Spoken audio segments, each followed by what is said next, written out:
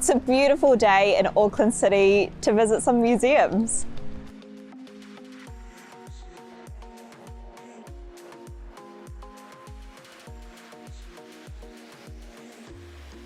MOTAT implemented their own contact tracing method with checkin19.com, but they've since installed the official government contact tracing app. Lots of hand sanitizer. I'm becoming a connoisseur. So New Zealand opened up after lockdown last week, but MOTAT took a couple of days to reopen its doors. What was going on behind the scenes? Well, it was a very busy time for us, so we wanted to make sure that all our spaces were cleaned and up to standard, and to put in things like the physical distancing that were required.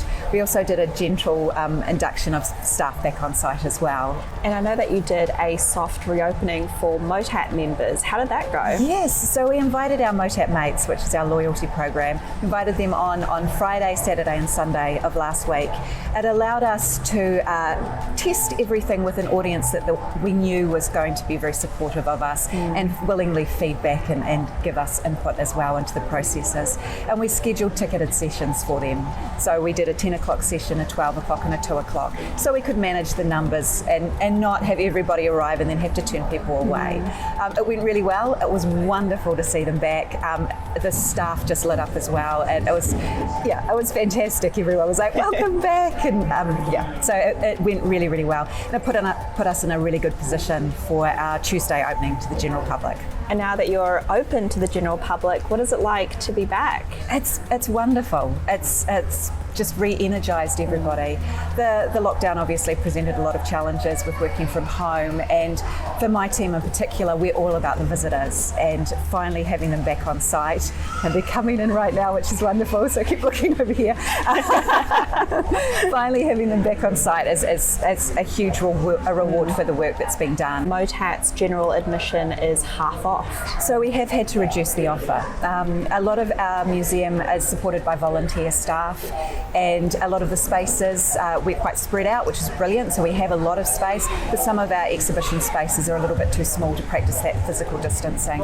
So we have closed some of those, and we've stopped the operation of our tram service, which links our MOTAT 1 site with our MOTAT 2 site.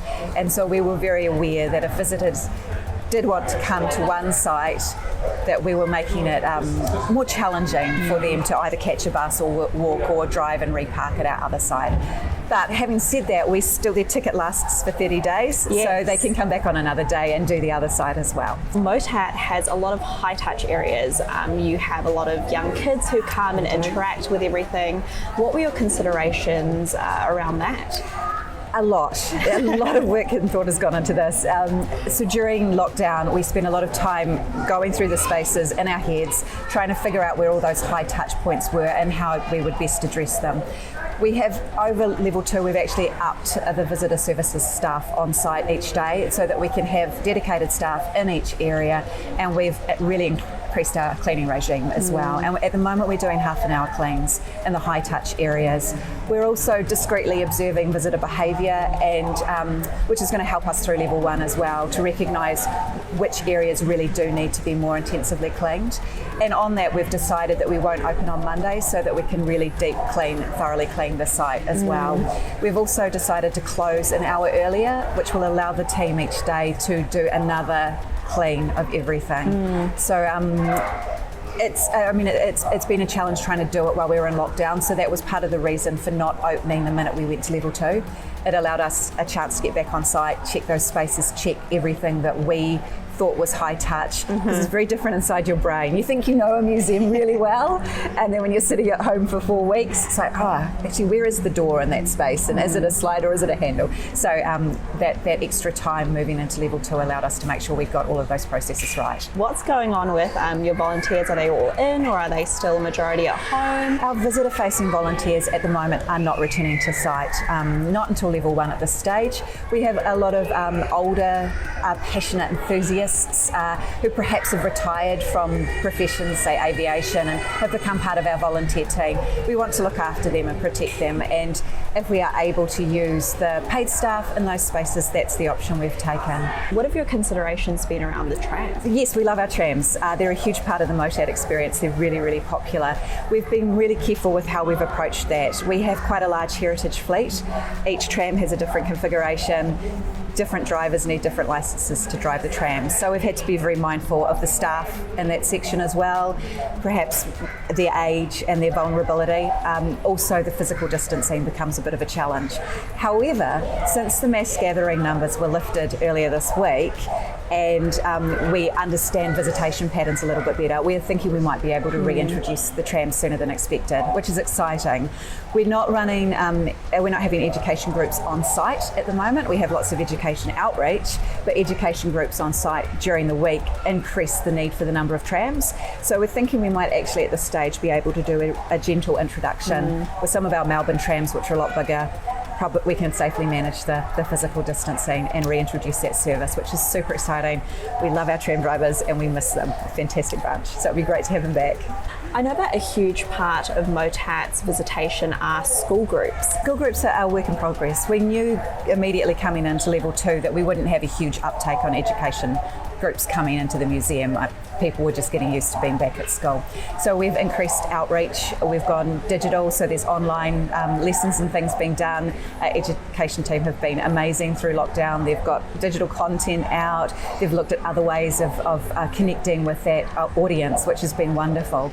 The decision was made initially at level 2 that we would just take that off the table, focus purely on the general visitors, make sure that the museum was able to cope with those numbers first, and then start talking to the schools. So that process has begun. We've got in touch with schools that perhaps had booked for this period before lockdown and said, when are you looking at coming back? So that work is ongoing, and hopefully we'll get those groups in soon as well. How are you handling capacity management on the site? That's a good question. We do have 2 very different sites. Our aviation hangar at M2 has a lot of space, so it's much easier to manage than some of the smaller exhibition galleries that we have at MOTAT 1. We did put capacity on initially for the entire site when we hit level 2, so it was 100 on both sites. However, with the changes in mass gathering, we've been able to adjust and play with that. So we'll keep the capacity on in the aviation hangar of 100, and then what we're doing at M1 is looking at each gallery space and going, this is the number that we can safely physically distance in this area, and then we're managing all those spaces individually. Some of the very tight spaces, like our heritage cottages and things, we're keeping closed at the moment. It's pretty much if you hit a dead end. So if you enter a cottage and there's no way out, there's already people in there, and we've decided to keep those spaces closed just for people's safety. But all the others are managed, I'd like to say nightclub style, but it puts a slightly different connotation on it. But it's the first in, the space reaches capacity, and then as people leave, we can bring more people in. One in, one out. Pretty much, yes, which is a much nicer way of saying it than nightclub style. We've seen a lot of your visitor-facing staff, and they're so happy and so enthusiastic. It's a wonderful team, and I think the hardest thing for a visitor-facing team during this whole period of time has been that they're stuck at home not engaging with people. So we've worked hard to keep them engaged. We've had all sorts of meetings and Zoom chats and tried to create things that will engage the team. The reality is it's not until you see them back on site that their spirits really lift. And I think it's the difference between the extroverts and the introverts. And we have so many extroverts in that team that it was always my biggest worry was how are they coping stuck at home. So we've tried to get them back on site as quickly and as safely as we can. And really safety has always been the primary focus for everything that we've done. But we do have a large site, and we do have a team that is very understanding, very adaptable and flexible in the way that they work, and they can take instructions very quickly and adapt and understand that. So we've been really confident with bringing them back on that they will adhere to physical distancing and look out for our visitors. What can people look forward to when they come to MOTAT in a post-COVID world? Well, yes. I mean, if you come today, we've got this amazing new spot. The Science Photographer of the Year exhibition has just opened, which is beautiful. So I can't take credit for that. That was exhibitions, not public programs, but public programs are loving having that on site and talking to our visitors about it. Coming up for us as a team, we've got a drive-in movie series starting, which we're hugely excited about. We introduced one last year. It was very successful, and this has presented the perfect opportunity to do that. And we have it out the back of our aviation display hall at MOTAT 2, in front of our blister hanger, the biggest outdoor screen in New Zealand. I do a little sale pitch now. A series of 14 different movies, so that's something really to look forward to as well. And it's such a nice tie-in with MOTAT. You know, you get to come to MOTAT in your car, it's a transport museum, and sit and watch a movie safely within your bubble, and we can easily manage all the physical distancing in that as well. So, and I know that sells out quite quickly as well. It does. And that's a really great competitive move at a time where people are afraid to go to the movie theatre. Absolutely, and we know that's what our audiences enjoy as well. We did one in November last year with Greece, and it sold out the minute it went onto social media practically, which was fantastic. And what we can do is make it really accessible for our MOTAT visitors as well. We know our audience, we know what they like, we also know what they can afford, so we've put a lot of thought into the price point of the movies as well. We want to make sure that they can come with their families. It's an accessible experience, which, you know, it's something that obviously is really important to MOTAT. For science and children's museums around the world who are looking at MOTAT in New Zealand, what advice would you give them? It is certainly challenging when you have highly interactive spaces, and the cleaning regimes and things have been really, really important that we've managed to get those right. And to be honest, it's a work in progress. We are constantly adjusting, and I think the most important thing is not to set anything in concrete and say this is the way it has to be. Visitors, you know, behave in unexpected ways. So we've really impressed upon the team to think carefully about this and to really watch what people are doing and record those movements and patterns in high touch areas for us as well, so that if we feel one space needs more attention than another, we can reallocate our resources. So I think the best thing I can say is that you just have to keep adjusting and adapting, which I think we've all become really used to and very strong at during this period out of necessity. We're at an exhibition called Machine Makers, a highly interactive, high-touch area that's open to the public. Let's go have some fun. Oh my gosh. Wait.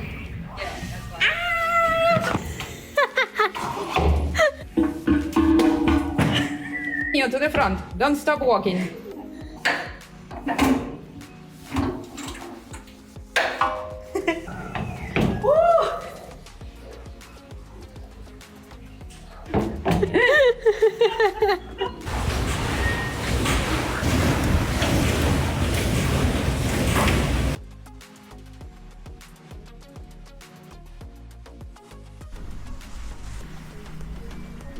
This is the MOTAT Innovation Hub, and it's usually packed with kids, but not at the moment because schools aren't venturing out. Behind this curtain are a bunch of computers and chairs and tables that they've put away for the meantime. This dome is usually filled with interactives, but empty at the moment.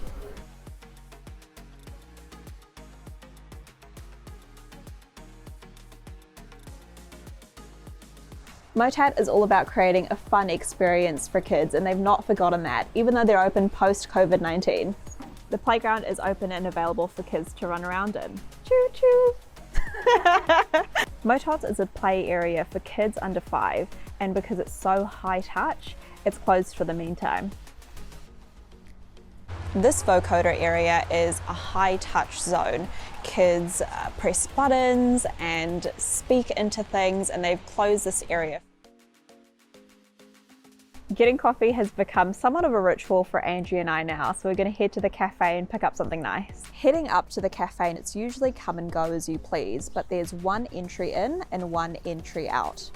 Some really nice signage here, and we're having to register to get into the cafe this time around too. It's usually a casual space here, but we've been given the option to either sit and dine in or to take away, and that's because of some government rules that have been put in place. So when you visit a cafe or a restaurant here in New Zealand, you have to abide by the 3 rules. You have to be seated, separated, and have a single server. Now that we've walked around M1, their main site, we're going to head to M2 where their aviation hall is. Usually what we'd do is take the tram up, but because that facility is closed at the moment, we're going to drive ourselves there. What MOTAT have done for the meantime is made the ticket available and eligible for people to redeem for 30 days so they can visit both sites when it suits them. I have the entire aviation hall to myself.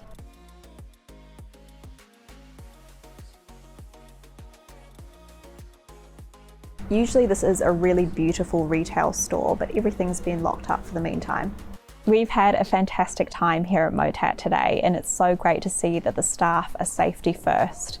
The team have also been supporting a lot of the cultural institutions and museums around New Zealand. If you'd like to learn more, get in touch with us or get in touch directly with the MOTAT team.